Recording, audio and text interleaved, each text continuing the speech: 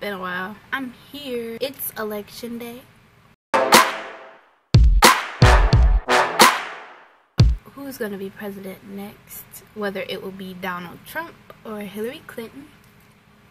And you know, I was like, yeah, election day. It's my first time voting. I was really pumped. And then like the day came today. And I just want to say first, I haven't voted yet. And you're probably like, what? It's like 3:26. Polls have been open since 8. I have not voted yet. But it's not like I just decided not to vote. But it's really, really hard. And that's why I made this video. Because I need to talk about the process that I halfway did just to submit my ballot to vote.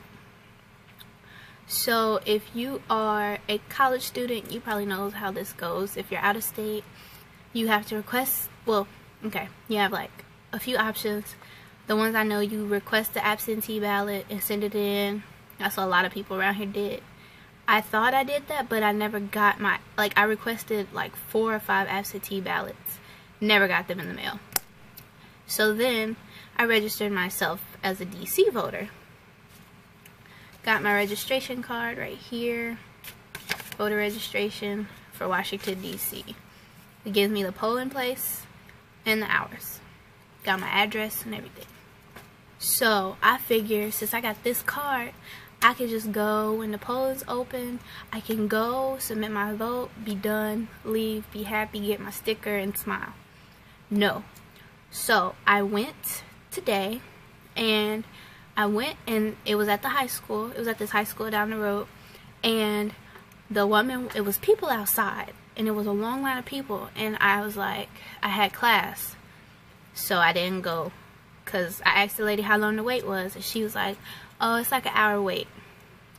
Hour wait isn't bad, but I had class, so I was like, I'm gonna come back. So I come back, and this line has extended. And then she told me that in order to vote, I needed to go to the Office of Res Life, which is at the bottom of CHS, which is a dorm here at Howard, and get proof of my residency to show that I live here, even though I already went through that having this card. So I was like, okay. And I asked her, I was like, even if I have my voter registration card? And she was like, yeah. I was like, alright. So I went to the Office of Residence Life, and I wrote on the little form thing, and I was like, everybody was there, so everybody knew what we were there for. And I gave her my information at 1 o'clock. I didn't leave Res Life until 2 o'clock. We'll say 2 o'clock. I didn't leave Res Life till 2.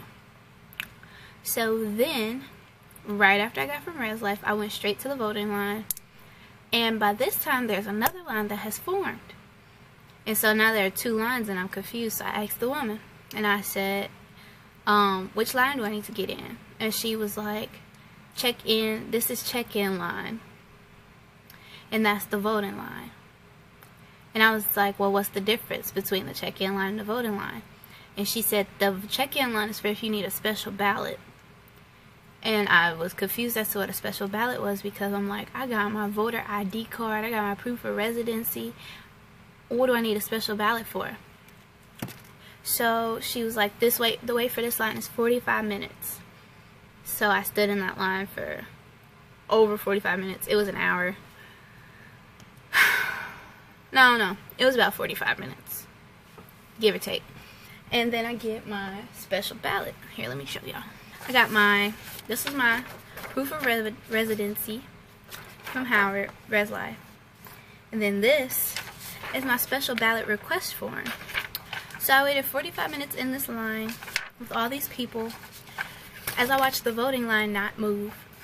And once I get the special ballot, I fill out the form. And I'm checking out the things, and they mark number 1 for me, which is same-day registration. It says voter not registered and not found in poll pad. Voter not registered and not found in poll pad. Yet I have my voter registration card. So I didn't look at this till I got back to my dorm, because I'll get to why I got back to my dorm and never voted. So then after that, I was told to get in the other line for voting. Now, when I was in the line for registration and check-in, she said the wait for the voting line was about 2.5 hours long. At that time, I was like, okay, I have patience. I'm gonna wait because I need to vote now. But when I asked her again, it changed to 3.5 hours, and it is now 3 o'clock. 3.5 hours from now, I have a schedule. I have stuff to do between now and 3.5 hours from now. So I was like, I'm gonna come back after dinner, after I get everything done, because I know I have stuff to do. So I that's what I'm doing. It is currently 3:35. I'm not I didn't vote yet. I didn't submit my vote, but I'm a little irritated because now that I look at this special ballot request form that they gave me, it's marked same day registration, voter not registered or found in poll pad, but I have my registration card right here. So there was some sort of miscommunication going on, even though I established with her and the people at the desk that I was registered in Washington, D.C. to vote. So I waited in a line for 45 minutes to get something that I didn't need. But I'm still going to use it to vote because I don't want any kind of conflict. But at the same time, okay, this is my first voting experience. I know this is not the spectacular. I know people aren't like you don't look forward to voting. You know, like, oh, I turned 18, I get to vote. It's not that big of a deal to me. I mean, voting is a big deal, but at the same time, it's not. And so,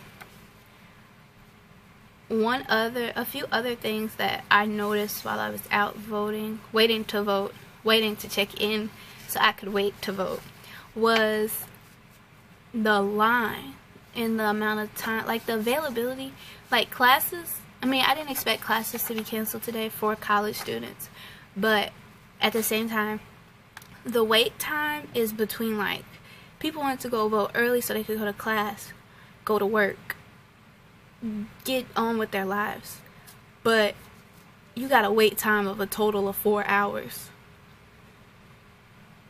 How are you, like, you expect us to still go to class?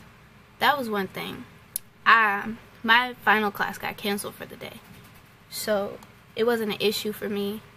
But at the same time, other people's classes didn't. I heard them calling their professors, calling their managers, like, hey, they telling me I gotta be here till 6 o'clock or so.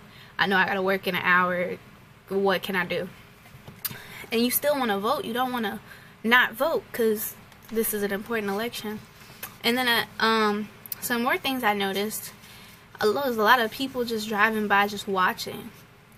And this one lady, she came by and she was like, wow, it's so many black people out here ready to vote. And for the part of DC that we're in, like, if you know where Howard is, that was like a shocker, because it's like, for one, why are you out here? Like, are you just out here people watching? Because this area really isn't the safest for you. But, and then people were driving by, rolling down their windows, and they were like, Donald Trump rules. And I'm like, oh, you got us. Had people watching. They were so happy to see black people voting. We had